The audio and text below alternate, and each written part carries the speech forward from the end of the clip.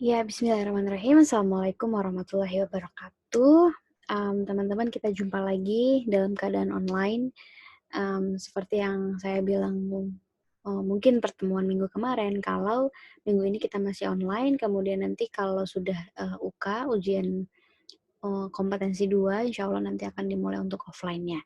Nah, hari ini kita akan melanjutkan pembahasan kita. Kalau kemarin kita bicara soal birokrasi modern, hari ini kita akan bicara sedikit soal bagaimana hubungan politik dengan birokrasi. Karena di awal pertemuan kita juga pernah sampaikan bahwa eee, ketika kita bicara di konteks Indonesia, negara kita, bahwa birokrasi itu memang sangat lekat dengan dunia politik. Begitu juga sebaliknya, dunia politik itu juga sangat lekat kaitannya dengan yang namanya birokrasi. Nah, teman-teman, bedanya adalah kalau kemarin kita bicara soal modern birokrasi itu kan kita bicara fungsi, kita bicara filosofi, kita bicara soal apa sih birokrasi kalau di dalam organisasi, apa sih birokrasi kalau di dalam administrasi publik dan lain sebagainya. Nah, hari ini kita mencoba untuk mengupas atau kita mencoba untuk berdiskusi terkait dengan bagaimana hubungannya atau bagaimana kaitannya dengan politik dengan yang namanya birokrasi. Oke, pertama, ketika kita bicara soal politik, birokrasi, ya, dulu di awal kita sempat bersatu paham bahwa ketika kita bicara politik adalah orang-orang atau jabatan-jabatan dengan tanda kutip kekuasaan. Apakah pemerintah sebagai presiden, sebagai menteri itu adalah jabatan politik? Yes. Karena dia eh, apa namanya dipilih oleh rakyat, kemudian kalau menteri dipilih langsung, bukan nggak ada jenjang karir dan lain sebagainya. Ya, kalau kita bicara politik ya dibatasi dengan berapa lama, berapa periode dia menjabat, misalnya 2 periode atau 1 periode. Ketika kita bicara birokrasi ada jenjang karirnya, misalnya dari nol, dari CPNS, kemudian nanti naik sampai menduduki jabatan yang paling tinggi di birokrasi gitu ya. Nah, ketika kita ngomongin soal politik, birokrasi gitu kan, politik dan birokrasi itu merupakan dua buah institusi yang memiliki karakter yang sangat berbeda. Of course, as I mentioned before, politik itu ya jabatan yang tanda kutip notabene punya kekuasaan ya kan.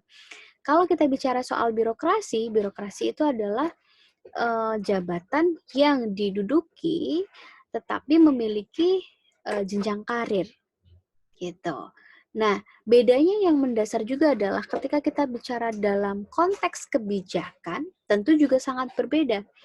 Birokrasi tidak mempunyai wewenang untuk memformulasikan sebuah kebijakan, tetapi politik itu punya wewenang, punya tanggung jawab untuk memformulasikan sebuah kebijakan.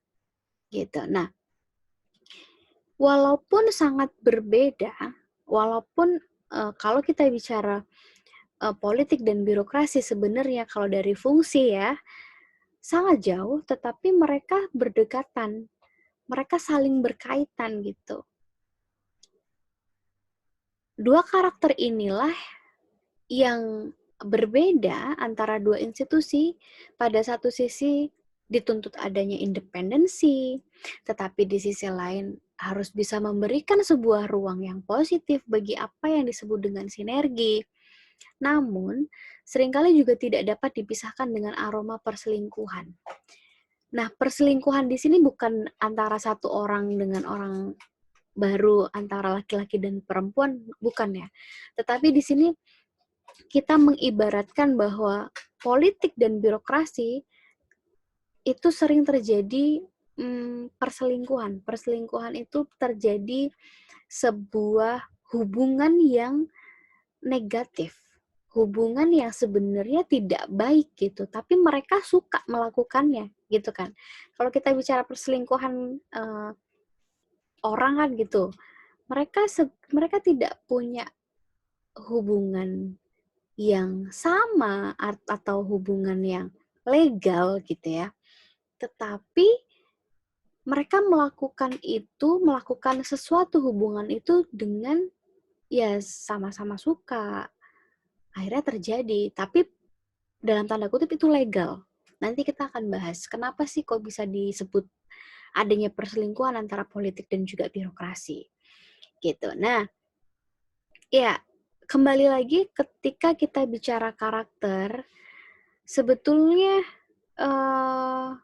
birokrasi itu tuntutannya apa sih? Tuntutannya adalah melayani publik dengan baik. Kemudian harusnya independen nih, gitu. Tapi harusnya juga harus bisa bersinergi dengan baik antara yang punya power atau yang punya kekuasaan dengan yang mengimplementasikannya. Gitu. Jadi ada dilema di sini. Di sisi lain harus independen, ya bekerja tidak boleh diintervensi gitu. Tetapi di sisi lain harus mampu bersinergi. Untuk apa ya? Untuk memenuhi kebutuhan masyarakat secara kebutuhan publik gitu. Nah, kalau kita bicara posisi sekarang, posisi birokrasi di Indonesia itu, pertama, birokrasi di satu sisi menjadi penerjemah. Ya, minggu kemarin kita sudah bahas soal ini, harus bisa mentranslate, harus bisa menerjemahkan, harus bisa mengartikan, sekaligus mengimplementasikan, atau kalau sebagai orang yang mengimplementasikan kebijakan namanya implementator. Orang yang melaksanakan sebuah kebijakan. Jadi harus bisa menerjemahkan, setelah diterjemahkan harus bisa dikerjakan. Di sisi lain, sebagai pelayan publik, public servant, harus juga responsif terhadap kebutuhan maupun aspirasi masyarakat. Nah, ini yang tentu menjadi sebuah problematika yang agak cukup serius di Indonesia. Kalau kita bicara demand, kalau kita bicara permintaan akan kebutuhan masyarakat yang semakin tinggi, tuntutan birokrasi itu sebetulnya harus dinamis. Artinya dinamis harus bisa mengikuti zamannya. Sekarang semuanya teknologi, kenapa pemerintah nggak coba ini A, B, C, dan D, dan lain sebagainya. Nah, harapan masyarakat kita adalah posisi seorang birokrat atau adanya lembaga pemerintah yang namanya birokrasi ini mampu secara cepat tanggap, mampu secara responsif merespon atau menanggapi kebutuhan masyarakat maupun aspirasi masyarakat. Sebetulnya apa sih yang dibutuhkan? Jangan sampai kita kita menyediakan sebuah pelayanan publik tetapi bukan atas dasar aspirasi atau kebutuhan masyarakat. Nah, ini juga ada nggak sering terjadi, tetapi ada beberapa yang apa namanya terjadi juga di masyarakat kita gitu, di lingkungan kita. Kemudian birokrasi berada dalam posisi sebagai man in the middle. Kenapa? Karena sebagai kepanjangan tangan penguasa negara, sekaligus penyambung lidah bagi tuntutan dan harapan publik akan sistem pemerintahan yang baik dan bersih. Jadi di sisi lain, dia di tengah-tengah. Di sisi lain dia di sisi lain dia sebagai kepanjangan tangan sebagai penguasa. Tetapi di sisi lain dia sebagai penyambung lidah, ini loh pemerintah, hoi, masyarakat itu butuh ini. Terus pemerintah jawab, ini loh masyarakat tak kasih ini. Nah, yang menyelesaikan atau yang melaksanakan itulah yang namanya birokrasi. Makanya di tengah-tengah dia harus bisa memposisikan sebagai kepanjangan tangannya negara, juga harus bisa memposisikan sebagai penyambung lidah masyarakat. Kemudian muncul pertanyaan, apakah birokrasi harus netral politik atau harus bersinergi dengan politik, dan akankah bisa birokrasi lepas dari pengaruh politik? di semester 1 mungkin yang pernah mengambil mata kuliahnya Pak Awang, kita ada sedikit pembahasan soal ini. Soal netralitas birokrasi, soal bahwa birokrasi itu tidak boleh ikut partai, kalau ikut partai harus mengundurkan diri sebagai jabatannya sebagai PNS, kemudian atau opsi yang lain, bersinergi dengan politik sesuai dengan yang dilakukan oleh Jepang.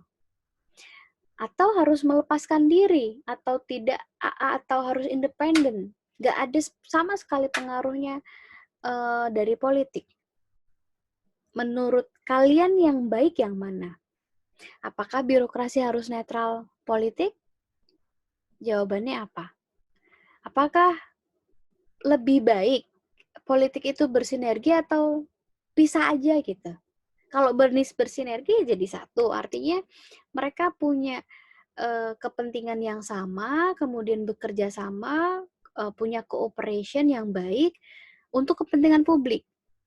Atau memang harus pisah nih, karena fungsinya beda, perannya beda, urusannya beda, kekuasaan dengan birokrasi sebagai pelaksana kebijakan itu beda, ya harus separate, harus berpisah, harus lepas dari yang namanya pengaruh-pengaruh politik.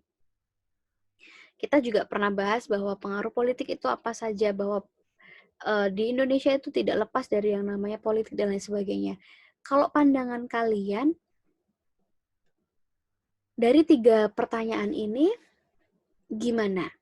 Pertama, apakah birokrasi harus netral politik? Netral itu betul-betul ya tidak memihak sama sekali dengan yang namanya politik. Kedua, bagusnya yang mana? Baiknya yang mana? Yang dilakukan di Indonesia itu bersinergikah? Atau udah berpisah aja? Politik tidak boleh mengintervensi birokrasi. Hanya ada garis koordinasi, tidak ada garis arahan langsung yang top down untuk menjadikan birokrasi sebagai alat. Oke, nanti dijawab di diskusi ya. Silahkan nanti dijawab.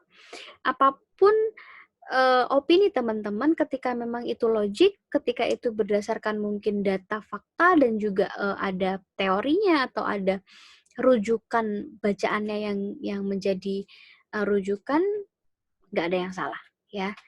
Mau yang sinergi boleh, tapi apa alasannya? Mau yang independen atau birokrasi lepas dari pengaruh politik boleh. Apa alasannya gitu ya. Tentunya jawab dulu pertanyaan nomor 1 yang apakah birokrasi harus netral politik? Boleh iya, boleh tidak. Tetapi sesuai dengan argumentasi teman-teman. Oke, next. Nah, sekarang kalau kita bicara posisi birokrasi terhadap politik, itu gimana dengan yang tadi paradigma yang bersinergi atau paradigma yang dikotomi atau berpisah ya. Nah, ini juga kita pernah bahas di semester 1. I just recall, ingatan teman-teman, paradigma dikotomi itu adalah paradigma yang harus dipisahkan dengan politik. Politik bertugas membuat kebijakan, ya sudah membuat kebijakan saja. Sedangkan birokrasi menjalankan sebuah kebijakan. Nah, salah satu negara yang sukses menjalankan ini adalah Jerman. Di Jerman itu birokrasinya menggunakan paradigma dikotomi. Tidak ada intervensi politik. Jadi birokrasi bekerja secara independen, tidak ada intervensi dari politik, tidak ada hubungan perselingkuhan tadi ya, hubungan yang ilegal. Kemudian semua garis itu koordinasi dengan birokrasi. Sudah itu gitu. Nah, syarat sukses dari paradigma dikotomi adalah kapasitas birokrasi yang baik. Birokratnya harus baik, posisi birokrasi yang sejajar dengan politik, birokrasi yang independen. Jadi, ketika birokrasinya sudah baik, ini bisa dijalankan. Tetapi kalau birokrasinya tidak baik atau belum baik, ya ini mungkin akan ada masalah ketika dijalankan, gitu. Nah, kemudian kalau sinergitas gimana? Kebalikannya dengan dikotomi bahwa birokrasi ini bersama dengan politik bersama-sama menyusun dan sama-sama mengimplementasikan kebijakan. Contoh yang sukses adalah di Jepang. Syaratnya apa? Syaratnya adalah ketika kita bersinergi, ketika kita mau bekerja sama, ketika kita mau menjadi satu, yang dijunjung tinggi adalah moralitas. Moralitas birokrasi yang tinggi dan kemampuan teamwork juga negosiasi itu sangat-sangat diperlukan ketika paradigma sinergitas ini dijalankan. Jadi kalau tidak ada moralitas yang baik, kemudian kemampuan teamworknya belum maksimal, tidak punya basic negosiasi, ya ini tidak bisa dilaksanakan dengan baik. Pada akhirnya, ketika ini dilaksanakan nanti akan muncul masalah ketika kita bicara moralitas. Ada masalah-masalah yang mungkin penyelewengan jabatan dan lain sebagainya, penyalahgunaan jabatan dan lain sebagainya. Oke. Kemudian paradigma dikotomi politik dan birokrasi pertama adalah melaksanakan kebijakan dan membuat kebijakan adalah dua hal yang berbeda, sehingga menuntut pendekatan yang berbeda pula, makanya harus dipisahkan. Ya, jadi yang menganut paradigma ini, negara-negara yang menganut paradigma dikotomi, berpikir bahwa ketika kita bicara membuat dan kita bicara melaksanakan itu beda. Ketika kita membuat kue misalnya, kemudian makan, beda, gitu ya. Nah, paradigma inilah yang coba dipakai ketika menerjemahkan sebuah kebijakan publik. Artinya, ketika yang membuat kebijakan itu adalah orang politik atau orang yang memiliki kekuasaan, kemudian yang melaksanakan adalah birokrasi, ini beda. Nggak bisa jadi satu. It's different. Makanya proses pembuatan kebijakan publik menuntut pendekatan politik dan pelaksanaannya itu menuntut pendekatan administrasi atau birokrasi. Makanya kalau kita sekarang kuliah, ada yang namanya jurusan ilmu politik, kemudian ada yang namanya ilmu administrasi publik, ilmu pemerintahan, karena concern-nya beda-beda. Nah, ini proses pembuatan kebijakan itu tidak bisa hanya satu pendekatan politik. Nggak bisa. Gitu ya. Jadi, ketika kita bicara kebijakan, ya setelah dibuat harus dilaksanakan. Nah, makanya di paradigma dikotomi memandang bahwa pendekatan politik itu cocok untuk membuat sebuah kebijakan, sedangkan untuk melaksanakannya itu butuh yang namanya pendekatan administrasi. Maka, birokrasi publik perlu mengadopsi prinsip-prinsip manajemen untuk melaksanakan sebuah kebijakan. Internal manajemen dan profesionalisasi birokrasi yang lepas dari pengaruh aspek eksternal atau lingkungan. Nah, sebagai konsep, bisa saja dibedakan mana merupakan fungsi politik, mana fungsi administrasi, secara konsep. Namun, dalam prakteknya itu sangat sulit dibedakan kapan fungsi politik berakhir, kapan fungsi administrasi dimulai. Kalau kita bicara administrasi, ini sistem birokrasi, merupakan state in action yang sama luasnya dengan pemerintahan itu sendiri. Administrator publik atau yang mengimplementasikan sebuah kebijakan yang handal ikut terlibat dan mempunyai pengaruh dalam proses pembuatan kebijakan publik.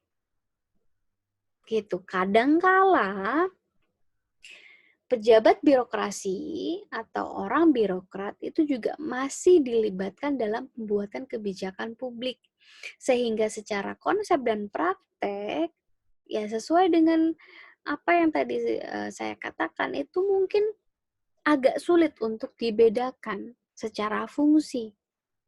Kapan fungsi politik berakhir, kapan fungsi administrasi dimulai. Kalau secara konsep kita tahu kebijakan publik itu ada 4 step. Pertama, agenda setting dan formulasi kebijakan itu adalah ranah politik. Kemudian ranahnya birokrasi itu adalah advokasi kebijakan, implementasi kebijakan, dan evaluasi. Tapi kadangkala politik itu juga ikut andil di dalam sebuah evaluasi kebijakan publik. Gitu. Nah, kadangkala juga birokrasi juga ikut dalam formulasi kebijakan. Itu ya. Jadi secara konsep bisa saja sangat mudah untuk membedakan itu, tetapi secara praktek nyatanya itu agak sulit untuk dilakukan. Nah, administrator publik adalah pelaksana dan sekaligus pembuat kebijakan.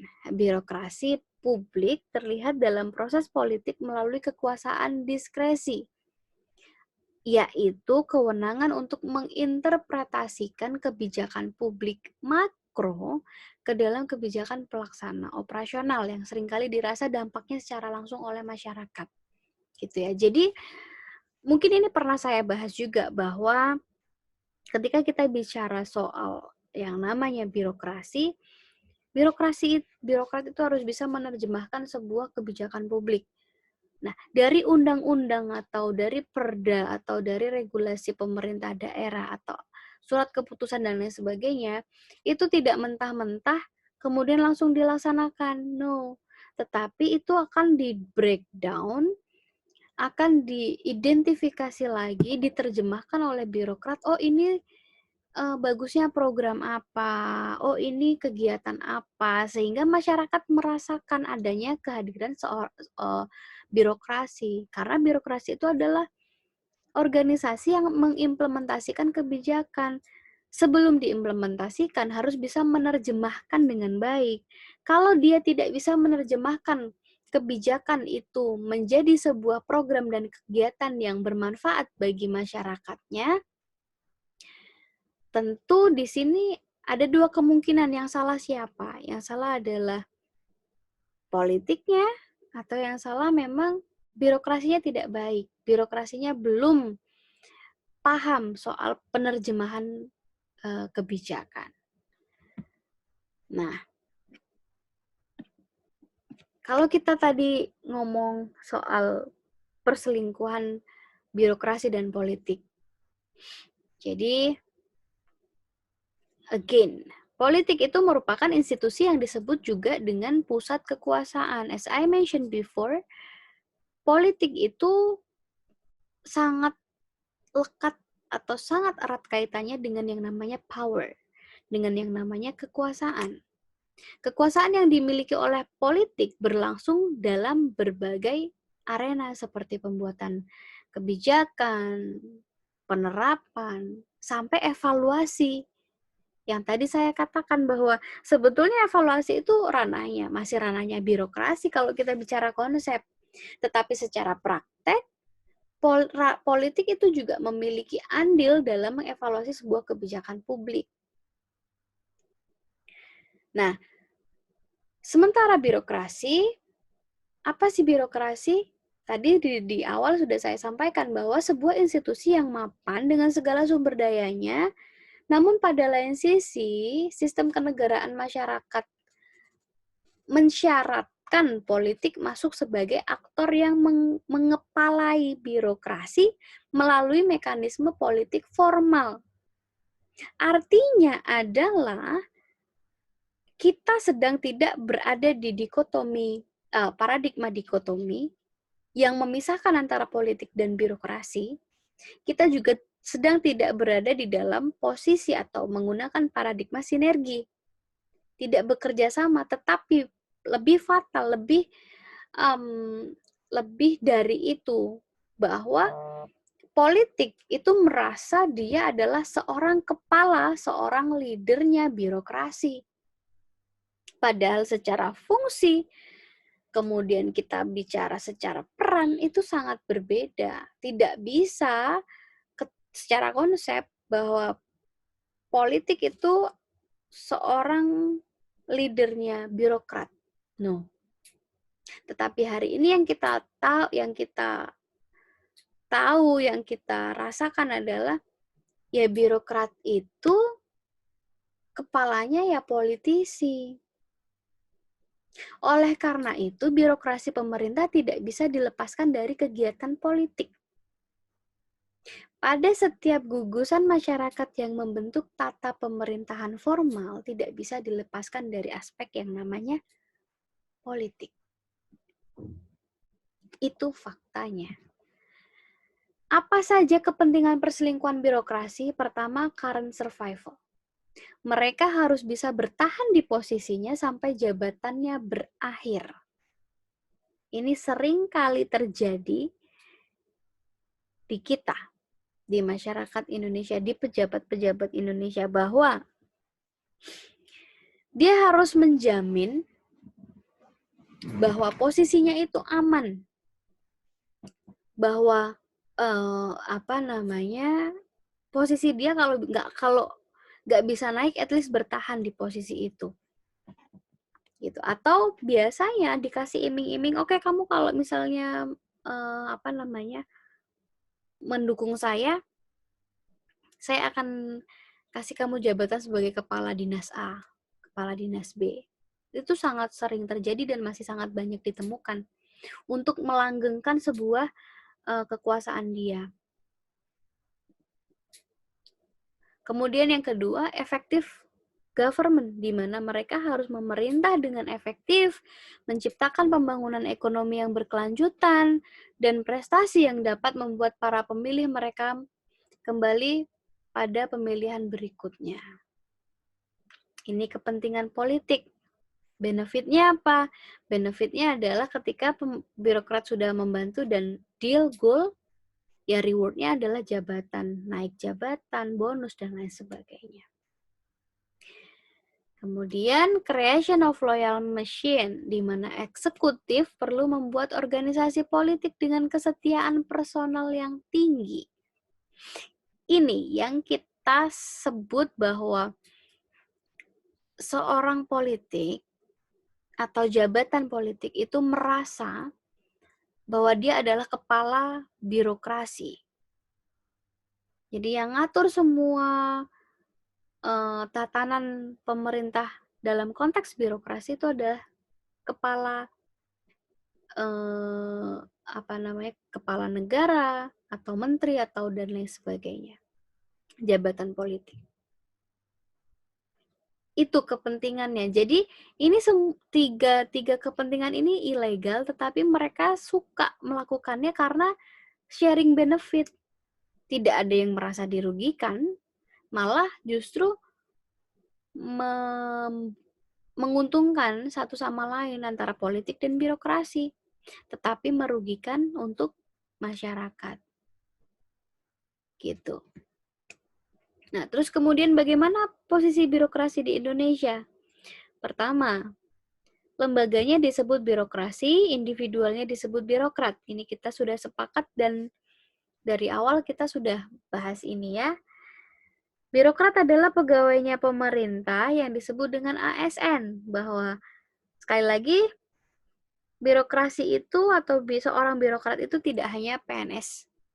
Jadi kita sebutannya ASN, aparatur sipil negara, yang mana terdiri dari PNS dan PPPK. PNS itu adalah yang pakai CPNS, kemudian ada masa pensiunnya, tetapi kalau PPPK itu berdasarkan kontrak kerjanya berapa tahun. Itu bedanya.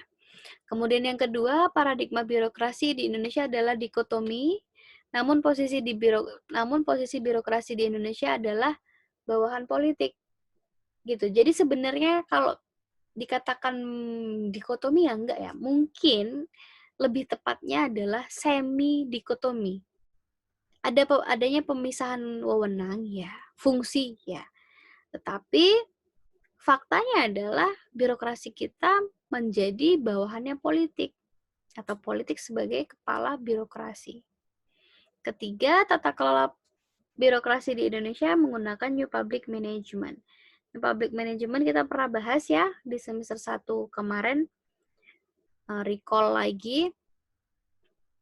Kalau kita bicara paradigma ada 3 yang kita tahu, Old Public Administration, New Public Administration, dan New Public Service. Nah, sekarang kita masih di posisi New Public Management, di mana berusaha untuk mewirausahakan birokrasi. Bukunya David Osborne ada 9 kategori atau karakteristik New Public Management. Silahkan dicari, dibaca, bahwa ya intinya New Public Management itu adalah mengusahakan birokrasi itu bekerja tidak sebagai institusi secara formal, tetapi entrepreneur. Jadi konsepnya adalah seperti entrepreneur, tetapi ini organisasi formal pemerintah gitu. Makanya kalau diterjemahkan bukunya David Osborne itu mewirausahakan birokrasi. Jadi birokrasi itu gimana caranya mendapatkan atensi dari masyarakat, kemudian barang jualannya itu laku gitu kan. Kalau entrepreneur ya sama kayak di pemerintahan dibuat seperti itu, tetapi ini konteksnya adalah negara. Supaya apa? Supaya memberikan pelayanan yang terus meningkat, pelayanan prima, kemudian harus bersaing dan lain sebagainya. Nah, ini sedikit soal birokrasi di negara saya tinggal hari ini, di Taiwan. Nah, dalam kasus Taiwan yang sudah melakukan reformasi pemerintahan dalam 3 termin, jadi kalau di Indonesia itu 4 kali amandemen, di Taiwan itu ada 3 kali amandemen gitu ya. 1949 itu nampaknya harapannya bisa memberikan pelayanan terbaik bagi warganya. Upaya memasukkan sektor private ke sektor publik tampaknya penerapan program entrepreneur government itu dilakukan sejak tahun 1996. Jadi NPM itu juga digunakan di Taiwan sebagai basis pengelolaan birokrasi. Jadi dibuat sedemikian rupa entrepreneur ya untuk melayani masyarakat.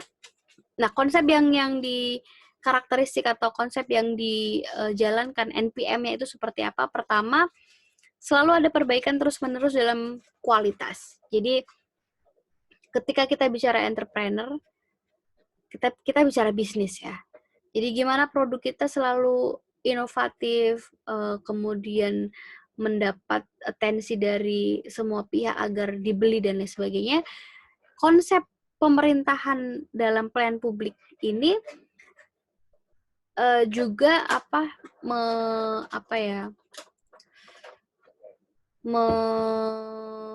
membuat birokrasi itu harus bisa terus-menerus memperbaiki secara kualitas. Kemudian penekanan pada devolusi dan delegasi, sistem informasi yang tepat, penekanan pada kontrak dan pasar, pengukuran kinerja, dan juga penekanan pada peningkatan audit dan inspeksi. Nah, kalau kita bicara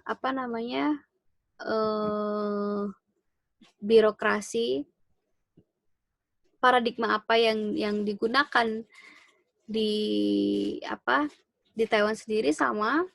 Taiwan juga menggunakan dikotomi, tetapi nggak pure dikotomi karena masih ada campur tangan politik, tetapi tidak 100% menjadi bawahannya politik ya, tetapi masih ada campur tangan politik ke birokrasi gitu. Nah, inilah yang menjadi fokus utama.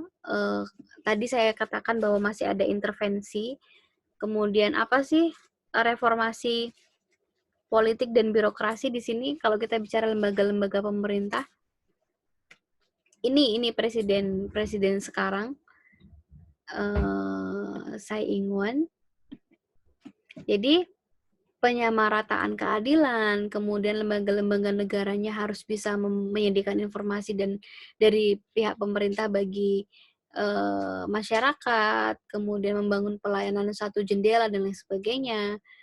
Kemudian di badan legislatif, kemudian keadilan transisional, mengakhiri sifat berat sebelah. Nah, kalau kalau kita bicara, birokrasi di Taiwan, kalau sharing dengan teman saya, menjadi pegawai pemerintah itu masih hal yang prestisius, sama kayak di Indonesia. Jadi kalau kamu jadi PNS itu udah kayak bangga banget gitu, di sini pun juga gitu. Nah, bedanya adalah, apa namanya, kalau di Indo itu PNS-PNS yang dilihat itu kebanyakan lulusan S1 banyak sekali ya. Walaupun memang lulusan S2, S3 banyak, tetapi lulusan S1 yang banyak diserap gitu. Tetapi kalau di Taiwan sendiri agak berbeda. Jadi ketika kamu mau PhD, ketika kamu mau S3 ya nanti kamu akan lebih lebih, dipertimbangkan, lebih akan mendapatkan posisi yang baik, kemudian dengan pendidikan S3 itu kamu dianggap sudah, mampu, sudah, bisa menjadi pegawai pemerintah. Nah, kayak gitu. Itu birokrasi di sini.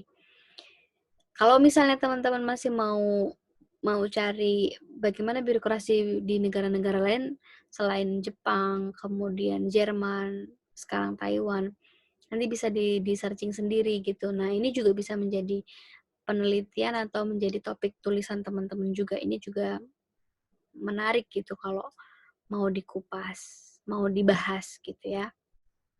Oke. Kemudian ya itu, mungkin itu pengantarnya. Jadi nanti kalau ada pertanyaan silahkan ditulis atau di WhatsApp atau kita diskusi di grup. Jadi nanti jangan lupa 3 pertanyaan tadi dijawab di My Class. Nanti saya buatkan forumnya.